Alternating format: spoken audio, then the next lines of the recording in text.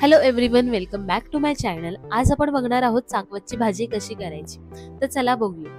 तर यासाठी मी इथे चाकवत घेतली आहे. चाकवत स्वच्छ पाण्यातून 2 ते 3 वेळा धुवून घ्यायची आणि चाकवतची पानं काढून ती आपल्याला चांगली चिरून घ्यायची, बारीकच चिरायची. चाकवत चिरून झाल्यानंतर एक कुकरचं भांडं घ्यायचं किंवा कुकर घ्यायचा, त्यामध्ये चाकवत घालायचे.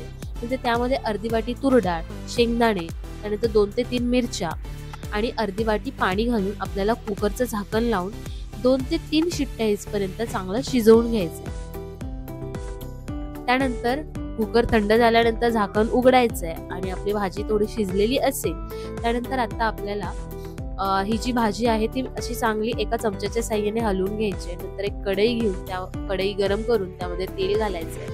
तेल पण गरम झाल्यानंतर त्यामध्ये आपल्याला जिरा घालायचा आहे. जिरा चांगला तडतडल्यानंतर आपण त्यामध्ये 3 ते 4 लसूण घालणार आहोत.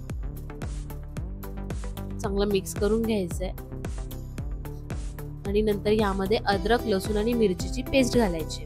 मी अर्धा चमचा घातली होती. त्यानंतर यामध्ये 1 चमचा बेसनाचं पीठ घालायचंय. बेसनाचं पीठ घातल्यामुळे पाणी वेगळं भाजी वेगळं अशी होत नाही, म्हणून घट्ट होते. त्यानंतर 1 टीस्पून लाल मिरची पावडर, त्यानंतर 1 टीस्पून जिरा पावडर, 1 टीस्पून धनिया पावडर घालून चांगलं मिक्स करून घ्यायचंय. आणि आता आपली जी चाकवत शिजलेली आहे ती यामध्ये घालायची आहे आणि चांगलं मिक्स करून घ्यायचं.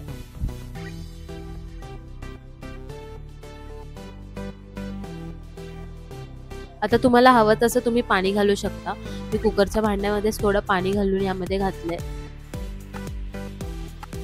तुम्हाला जसं पातळ हवंय किंवा घट्ट ठेवायचं असेल त्या प्रकारे तुम्ही ठेवू शकता.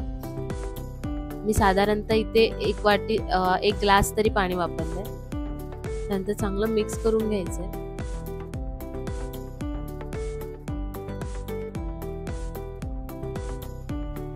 आता ह्यामध्ये आपल्याला चवीनुसार आपण मीठ घालायचंय. मिक्स करून घ्यायचंय सगळं.